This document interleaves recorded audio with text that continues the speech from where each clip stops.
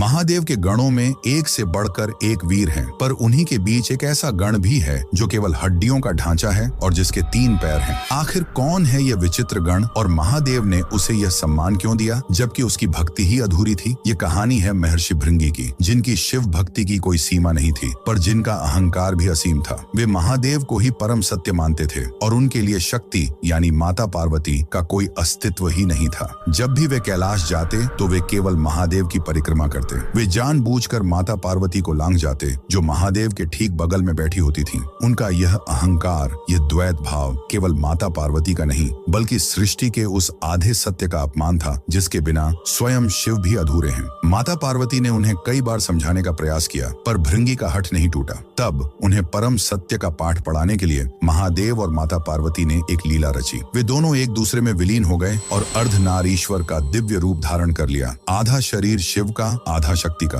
अब भृंगी के लिए केवल शिव की परिक्रमा करना असंभव था, पर उनका अहंकार तो देखिए। उन्होंने एक भृंग यानी भौंडरे का रूप धारण किया और उस अर्धनारीश्वर स्वरूप के बीच से छेद करके केवल शिव के हिस्से की परिक्रमा करने का प्रयास करने लगे। यह देखकर माता पार्वती समझ गईं कि अब इन्हें केवल ज्ञान नहीं बल्कि अनुभव की आवश्यकता है। उन्होंने भृंगी के शरीर से शक्ति तत्व को खींच लिया। उन्होंने कहा, यदि तुम शक्ति को नहीं मानते तो तुम्हारे शरीर में उसका कोई अंश नहीं रहेगा। और उसी क्षण भृंगी के शरीर से सारा मांस, रक्त और मज्जा लुप्त हो गया, क्योंकि यह सब प्रकृति यानी शक्ति का ही स्वरूप है। वे केवल हड्डियों का एक निष्प्राण ढांचा बनकर पृथ्वी पर गिर पड़े। वे खड़े भी नहीं हो पा रहे थे। तब उस पीड़ा के क्षण में उन्हें अपनी भूल का एहसास हुआ। वे समझ गए कि शिव चेतना है तो शक्ति ऊर्जा है, एक के बिना दूसरा अपूर्ण है, शक्तिहीन है। उनकी इस दशा को देखकर करुणामयी महादेव का हृदय द्रवित हो उठा। भृंगी का पश्चाताप सच्चा था। तब महादेव ने उन्हें सहारा देने के लिए एक तीसरा पैर प्रदान किया